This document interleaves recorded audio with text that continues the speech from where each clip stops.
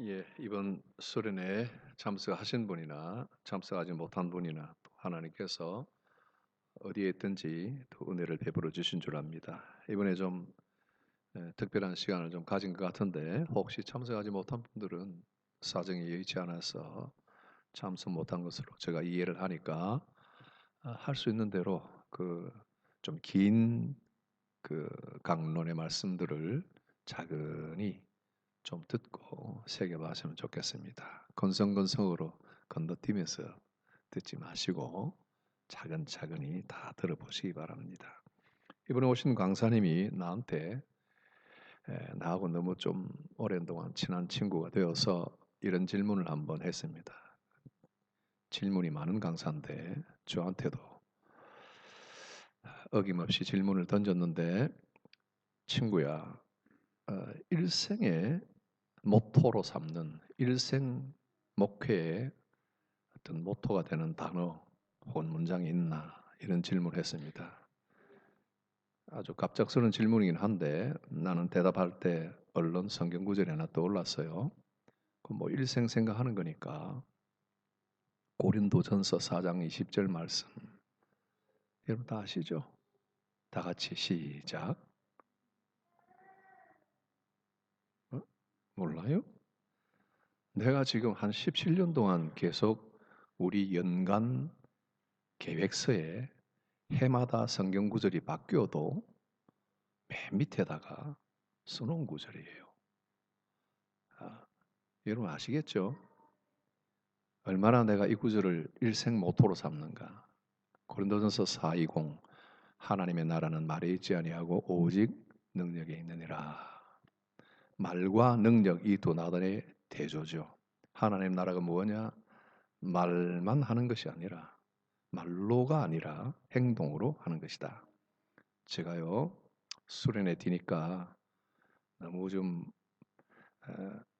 여러분들을 이렇게 긴장하는 말씀으로 하지 않고 스토리를 조금 하겠습니다. 제가 에딘버러에 있을 때, 그때가 90년 초반, 중반 지나갈 때 90년 됩니다. 유학을 와서 하나님의 말씀을 좀 연구하고 어떻게 하면 설교를 잘 할 수 있을까? 어, 어떻게 하면 성도들에게 하나님의 말씀을 잘 전할 수 있을까? 이 목표 하나 가지고 유학을 왔는데, 와 보니까 진짜 전국의 기라성 같은 분들이 다 모여 있더라고요.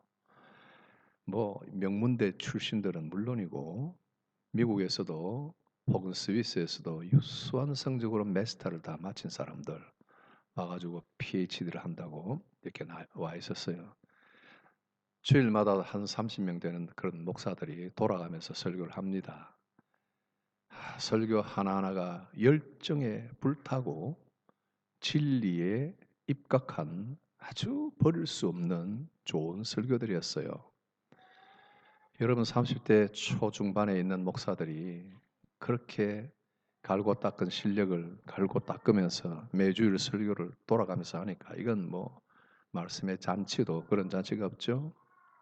어떤 분들은 주로 역사적 선상에서, 역사적 선상에서 오늘 우리가, 어떤 분들은 이것은 기독교가 아닙니다 하고 부르짖고 불꽃이 팍팍 튑니다. 어떤 분들은 저 산 꼭대기에서 이럽니다. 어떤 분들은 옆차기가 이렇게 찢어서 올라가야 됩니다 이러는데, 막상 나와서 같이 보니까 옆차기 폼은 여지없이 흔들어져서 멋있게 다리가 찢어져서 창공을 자르는 이 발 등과 발 가해 가장자리로 차는 옆차리가 아니라 그냥 발이 엉망이고, 산 봉우리가 아니라 산 중턱도 못 올라간, 그리고 만나면 투덜대고 불평하고 부부싸움하고 공인 7단을 고사하고 초단도 안 되는 그런 사람들이었어요. 그러니 부딪히기는 잘하고 말은 가득한데 능력은 없더라는 거예요. 제가 그 괴리 속의 한국 교회를 보니까 역시 우리 한국 교회도 말은 풍성한데 능력이 보이지 않는다. 무언가 이게 언밸런스가 됐다. 왜 가서 사람들을 만나면 은혜가 되고 목사님의 설교를 한 편 들으면 너무나 감동이 되고 그렇게 살아야지 한 도전 대신에 왜 예배를 참석하고 나면 그냥 뛰쳐나가고 싶고 그런가? 제가 97년도에 답을 얻었어요. 제가 97년도만 해도 몇 년의 세월이 흐른 다음에 유학 생활 중에 가서는 PhD, THD 신학 박사나 철학 박사나 다 한 사람들 교회 선배들 교회만 탐방을 했어요. 이 선배들은 어떻게 설교하시나? 이 선배들은 과연 성도들을 어떻게 먹이나? 그런 걸 보려고 갔거든요. 근데 어떤 교회에서는 앉아 있다가 뛰쳐나와 버렸어요. 나중에 축도하는 시간에 이거 뭐 통역 안 하는 게 좋겠죠. 축도하는 시간에 제가 나와 버렸어요. 너무 싫더라고요. 아름다운 여전도의 회원들이 아름다운 한복을 입고 아주 예쁘게 웃으면서 오후 예배를 준비하고 찬양 준비를 하고 같이 이야기하고 앞에 서서 또 찬양을 부르고 하는데 가만히 앉아 있으니까 어떻게 그렇게 그들의 아름다움에 내가 들어가지를 못하겠는 거예요? 어떻게 그들이 부르는 찬송이 내게 다가오지도 않는 거예요. 내 마음이 이렇게 유학 생활을 하면서 이렇게 비뚤어져 있나 이런 생각을 했다고요. 정말 내가 뭔가 크게 잘못됐구나 하는 생각도 들고 아니면 뭔가 여기가 잘못된 거다 생각이 들었죠. 혼란이 일어나는 거란 말이죠. 그런데 제가 존경하는 목회자 1호가 되는 김종환 목사님이라는 분이 계세요. 그분이 은퇴하시고 개척교회를 하고 계시더라고요. 거기를 그분에게 찾아갔어요. 평소에 내가 한국에 있을 때부터 존경했던 어른이니까 찾아갔어요. 그러니까 그날 설교 말씀 본문이 고린도전서 4장 20절이었어요. 하나님의 나라는 말에 있지 아니하고 오직 능력에 있느니라. 이거 아니면 칼로 자르고 오직 능력에 있느니라. 이때 말하는 말과 능력이 얼마나 큰 차이라는 걸 아시겠죠? 무엇이 하나님의 나라, 우리가 섬기는 예수 그리스도의 나라, 하나님의 나라, 우리가 지향하는 영원한 나라, 우리가 믿는 기독교의 교리들, 우리가 믿는 모든 진리의 방향들, 이런 것들이 무엇이라? 말이 아니라 능력이라 말이죠. 그러니까 순식간에 그걸로 다 풀리더라고요. 아, 내가 본 건 능력이 아니구나. 말이었구나. 그러니 내 마음속에 이렇게도 울림이 없었구나. 이 은퇴하신 존경하는 이 목사님의 설교에서 그 한 구절, 그 말씀이 과연 이 속에 우리의 모든 것이 담겨 있구나.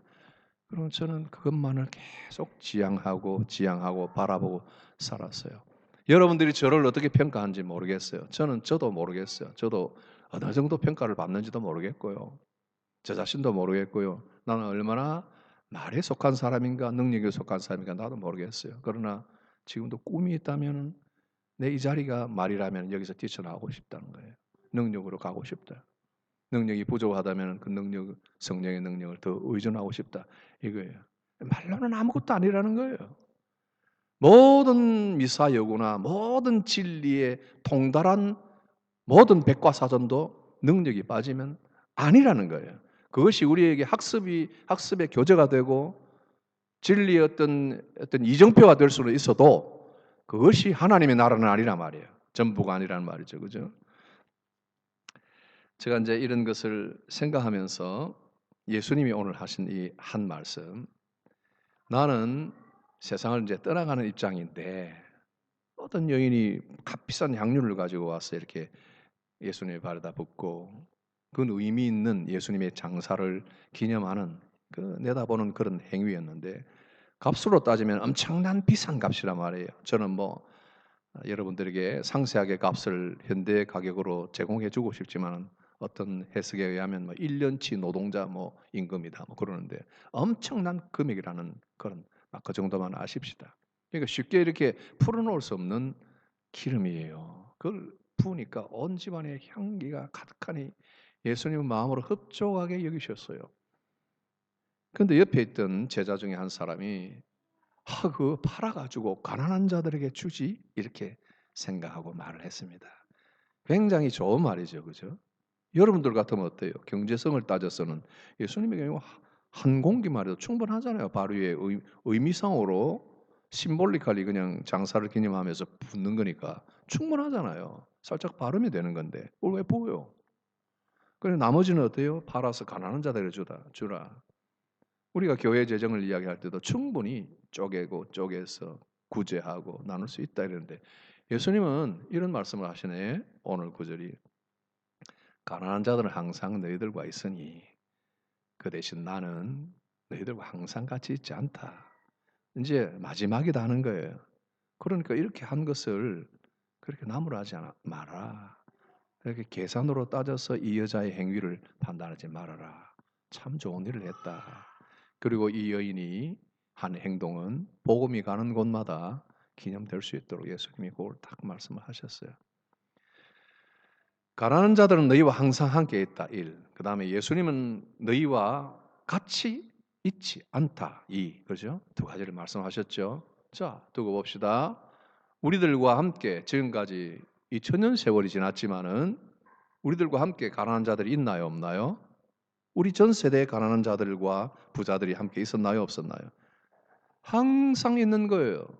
경제가 발달하고 뭐 GDP가 올라가고 GNP가 올라가고 국가가 뭐 성장하고 해도 가난한 자가 있나 없나요? 가끔 런던에 와 보면 여러분이 처음 왔을 때 놀란 게 뭐예요? 영국에도 거지가 있네. 그랬잖아요. 그죠? 처음에 없는 줄 알았잖아요.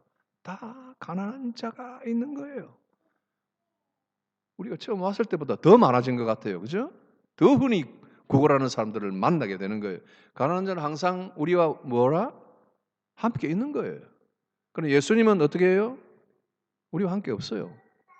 어디 있어요? 옆에. 안 계시잖아요. 잘 보세요. 이 말과 상당히 모순되는 말씀이 있는데 해석상 참 흥미로운 해석을 주는 말씀이 있어요. 마태복음 28장 20절. 예수님이 뭐라고 그랬어요? 마태복음 이 마지막 절에서 나는 너희와 세상 끝날까지 함께 있겠다 그랬습니다. 그럼 예수님이 한 입으로 두 말씀하신 거예요? 아니에요. 예수님이 어떤 방식으로 성령으로 우리와 함께 하신다는 의미죠. 그러나 오늘 이 한 구절을 통해서 보면 어떻게 우리와 함께 계신다? 내주하시는 성령과 함께 계시지만은 동시에 뭐라? 가난한 자들을 통하여 그들과 함께 예수님은 우리 옆에 계신다는 거예요. 그렇지 않나요?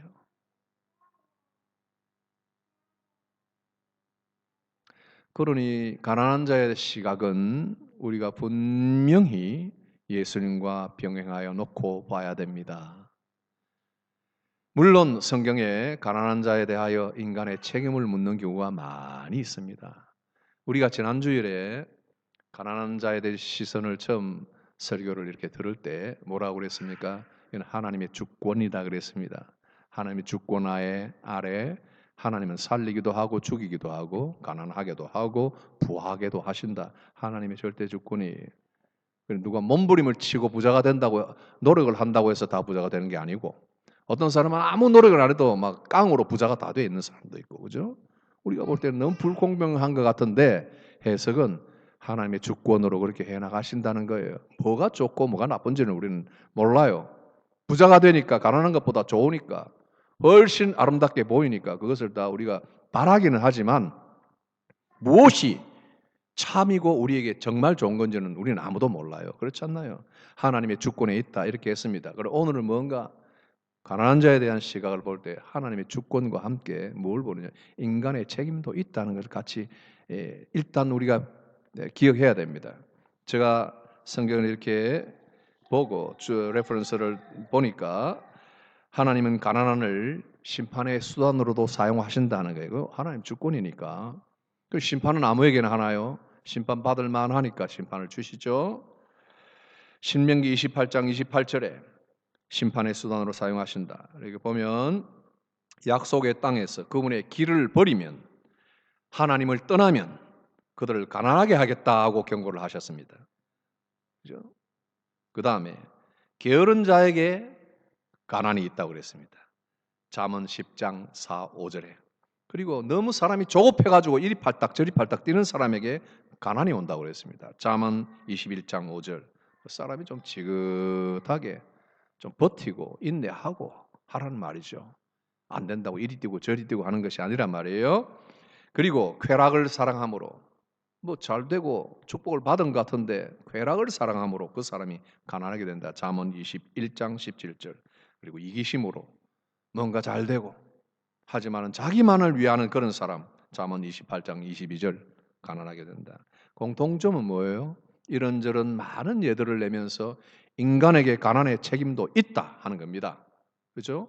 여러분 오늘 가난하게, 내일이라도 가난하게 될 책임 우리에게 있다는 걸 인정하시죠? 우리가 만약에 한 주일 내로 탕진한다면 다 탕진해 버릴 수 있어요. 그렇지 않나요? 우리 손으로 다 그런 길을 정할 수도 있는 겁니다. 이 모든 공통점은 개개인이 선택하는 생활 방식과 밀접한 관계가 있다 하는 것입니다. 그러니 인간에게 이런 책임이 있다 하는 것 우리가 봅니다.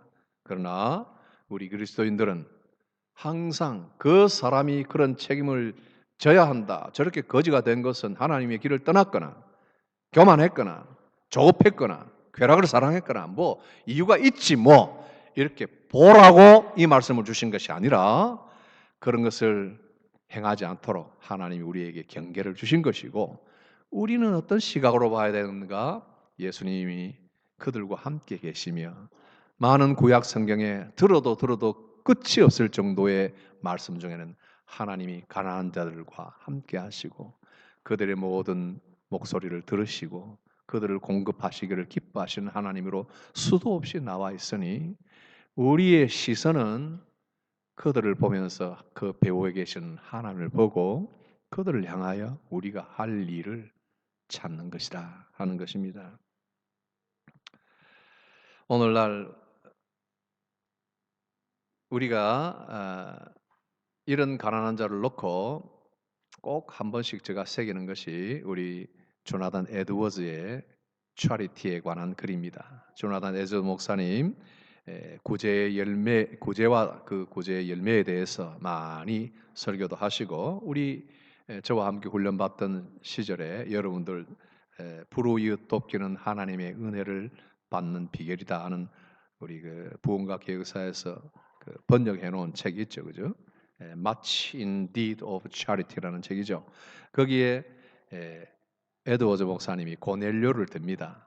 고넬료를 들어서 하나님께서 그 고넬료를 축복하실 때 성령을 부으시고 이방인인데도 놀라운 역사로 하나님의 백성으로 들어오게 되는 그 하나의 어떤 이름이 되는 기념적인 이름이죠. 고넬료, 이방 백부장이잖아요.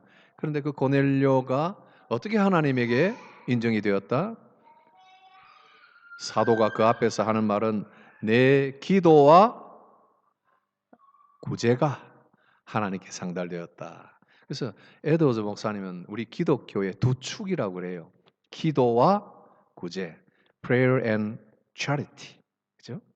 이 두 가지가 기독교의 두 축이다. 우리 여기 교회, 영국 교회도 보면 두 기둥이 뒤에다 있어서 위를 탁 받쳐주는데 우리 기독교를 받쳐주는 두 기둥이 기도와 구제다. 그리고 에드워즈 목사님이 조금 디벨롭을 시켜나가는 것이 기도는 뭐냐?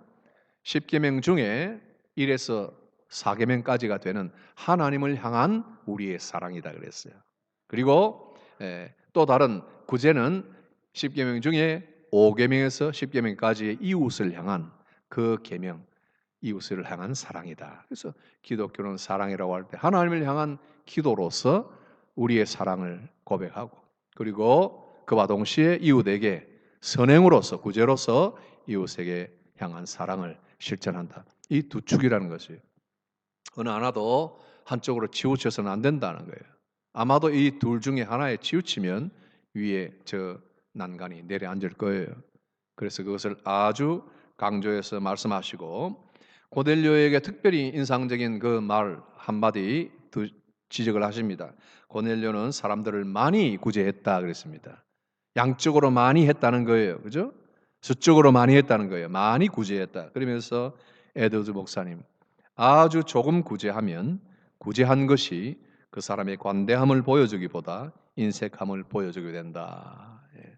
교회 이름으로 선교사들을 위해서 헌금을 하고 교회 이름으로 또 가난한 사람을 위해서 돕는데 교회 이름으로 뭐 얼마를 하든지 양이 문제가 아니다 하고 10파운드씩 줄 때 때때로는 받는 사람이 옛날에 한국에서 그런 일이 있잖아요.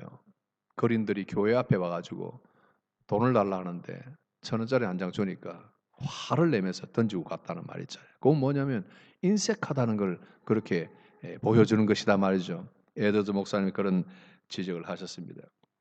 그래서 우리에게도 하나님 사랑과 이웃을 향한 사랑이 구제에서, charity에서, 자선에서 일어난다 하는 것을 보여줍니다. 여러분, 그러면 우리 시대가 어떤 시대인가 잠깐 볼까요? 우리는 영적인 빈곤 시대다. 우리 주변은 영적인 빈곤 세대예요.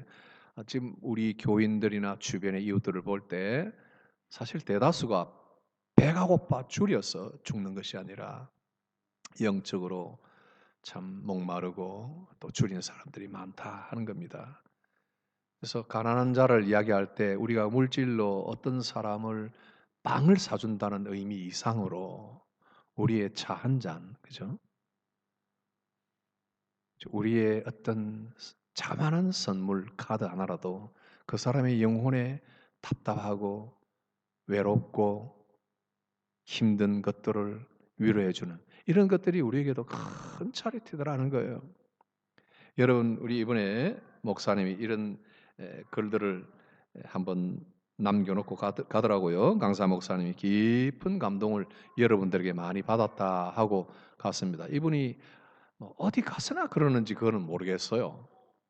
그런데 그분이 감동을 받았다고 하는 것을 몇 가지를 내놓는 걸 보니까 꼭 그렇지만은 않은 것 같아요. 우리 정 집사님이 그 저녁에 그 수련을 마치는 날 그 식사를 초대해서 그 식당에서 같이 이렇게 식사를 하는데 그때 이야기를 하시더라고요. 나는 이렇게 집회를 다녀봤지만 카드를 주는 데는 처음이야 그러더라고요. 참 이상하죠. 우리는 카드 얼마나 잘 줍니까? 그죠? 우리는 카드 잘 주는데 카드는 처음이라니 참 이상하더라고요. 미국이나 뭐 호주나 뉴질랜드 가면 온갖 좋은 음식은 다 드시고 하는데 어떻게 그렇게 카드 대접이 하나 없을까? 근데 우리에게 카드를 받고 굉장히 감동을 하는데 여러분이 제가 이제 다 아시는지 모르겠지만 깨알같이 써준 감사의 고백에 굉장히 감동을 하더라고요. 깨알같이 써준 감사의 고백. 그리고 어떤 분 한 분이 또 모든 행복한 가정은 서로 닮았고 불행한 가정은 각각 제 나름으로 불행하다. 톨스토이의 소설 안나 카레니나의 첫 문장이다. 거기에다가 쓴 분은 톨스토이라고 쓰지는 않았어요. 그 문장만 썼어요. 모든 행복한 가정은 서로 닮았다. 그러나 불행한 가정은 제 각각 나름으로 불행하다. 불행하거나 가난하다는 것이 한쪽으로 그냥 몰아서 똑같이 너희들은 그러니까 그런 거야가 아니라 각각이 사연이 있다는 그걸 이렇게 쓴 거예요. 이분이 이걸 가지고 얼마나 감동을 하지. 거기다가 누군가가 안에다가 돈을 좀 넣어 나오셨어요. 그런데 그걸 봉투채로 떠내놓. 나 안에 얼마 있는지는 모르겠어. 적은 돈은 아닌 것 같다. 하지만 이 글을 좀 보라고. 그렇게 감동을 하시더라고요. 여러분, 어떤 면에서 이런 격려와 이런 사랑과 이런 진심들이 우리에게 차리티가 되는 거예요. 그렇죠? 사람을 사랑할 때 어떤 면으로라도 많이 구제하고 많이 자선하여 하나님에게 많은 칭찬과 많은 감동을 나누며 복을 받는 것 의미 있습니다. 동시에 우리 예수님께서는 많이 헌금한 것을 보고 칭찬하는 것이 아니라 가난한 과부의 많은 여러 사람보다 훨씬 적은 돈이었지만은 많은 사람들보다 훨씬 많은 헌금을 드렸도다 했던 그 과부는 자기 있는 것에서 일부 아주 얼마 안 되는 그걸 전부를 다 넣었다는 거예요. 퍼센테이지를 따지면 불과 2파운드지만은 자신의 모든 100%를 바쳤다는 거예요. 그러니까 하나님은 마음을 보시는 거예요. 이런 면에서 우리의 작은 선행과 구제도 하나님 보실 때 엄청난 축복의 근원이 될 수 있다 하는 것입니다. 여러분 지금까지 너무나 복되게 살아오셨습니다. 그러나 살면서 어떤 일을 이렇게 일이 주어질 때 내가 이 일을 하면 힘든 일이 있어요. 근데 다른 사람들이 그 일을 맡으려고 할 때 내 힘들면 그 사람도 힘들다. 내가 저거 치우기 귀찮으면 다른 사람도 귀찮다 생각하고 같이 다른 사람이 뛰어들기 전에 하는 것, 그것도 차리티예요. 이번에 제가 그냥 막 큰 뭐 깊이 없는 생각으로 제가 좋아하는 시를 하나 올렸더니 우리 강사 목사님이 엄청 의미를 부여해가지고 갑자기 내가 뭐 엄청난 그런 사색가가 된 것 같은 느낌이 드는데, 막 그렇게 내친 김에 제가 글을 하나 좀 다시 한 번 더 가져왔습니다. 이게 뭐냐니까, 어떤 사람이, 이 무명의 어떤 사람이 꿈에서 하나님과 인터뷰하는 꿈을 꾼 것을 시로 이렇게 적어놓은 건데, 제가 그냥 대략 한번 읽어드릴게요.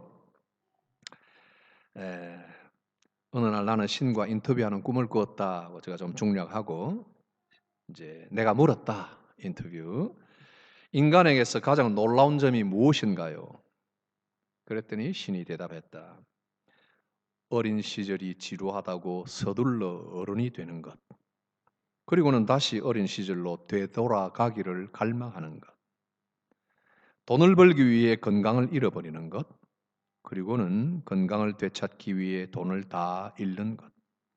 미래를 염려하느라 현재를 놓쳐버리는 것. 그리하여 결국 현재에도 미래에도 살지 못하는 것. 결코 죽지 않을 것처럼 사는 것. 그리고는 결코 살아본 적이 없는 듯한 무의미하게 죽는 것. 신이 나의 손을 잡았다. 우리는 잠시 침묵에 잠겼다. 그런 다음 내가 겸허히 말했다. 시간 내주셔서 감사합니다. 당신의 자녀들에게 그 밖에 하실 말씀이 있으신가요? 신이 미소 지으며 말했다. 내가 이곳에 있음을 기억하기를.